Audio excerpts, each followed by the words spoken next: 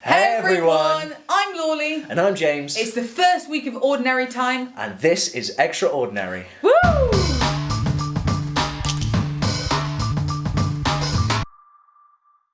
Welcome back everyone to Extra-Ordinary. It's the first week in Ordinary Time, and the word of the week this week is discipleship. A really nice way to start off this first week in Ordinary Time, just looking at how maybe we're being called to grow and what our plan is for the future, which is really cool. As I said, it's the first week of Ordinary Time, and though Advent and Christmas, it might be over, but that doesn't mean we go back to normal and not do anything. Ordinary Time is green for a reason. It's the colour of growth. It's the time for growth, about going out there, spreading the good news, maybe doing a bit of evangelising, who knows. Ooh. I know. But anyway, Lawley, what's coming up in the week? Well, on Sunday we have a super exciting feast day. It's the baptism of Jesus. Whoa, massive one. It doesn't get much bigger than this.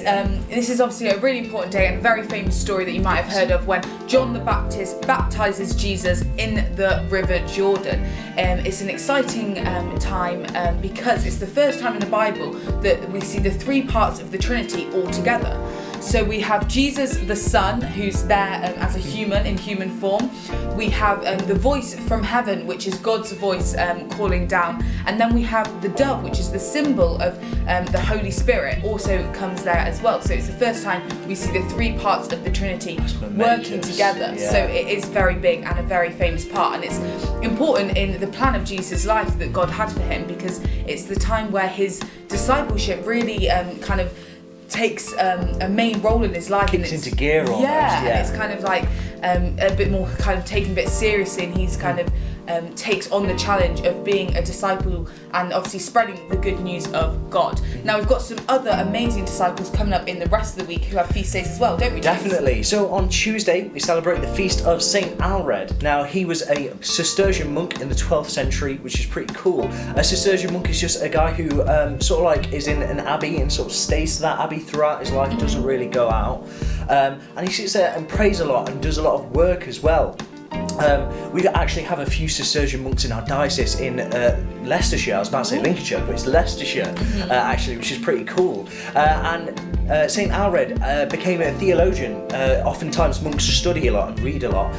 So he became a theologian, really thinking about the intellectual questions of our faith. And it's just such a great example of a discipleship, of one of the things we can use our gifts and talents for as a disciple. On Wednesday, we move on to the feast day of St. Hilary. Now, St. Hilary was a bishop and doctor of the church.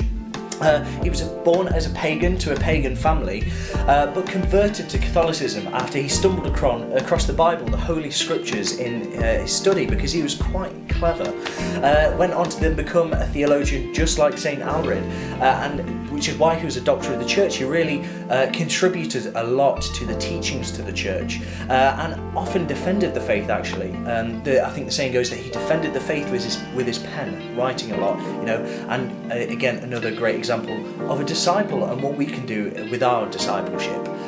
Yeah, so we're going to focus this week on the theme of discipleship and how we are all called to be disciples of Christ. It's sometimes people think that disciples were just Jesus' 12 apostles who lived with him, his friends, but actually, no, we are all called to be disciples. Yes, in our diocese, Bishop Patrick a few years ago asked us to think about three very big themes: encounter, discipleship and missionary discipleship. And they're just such great themes to think about and apply to our lives.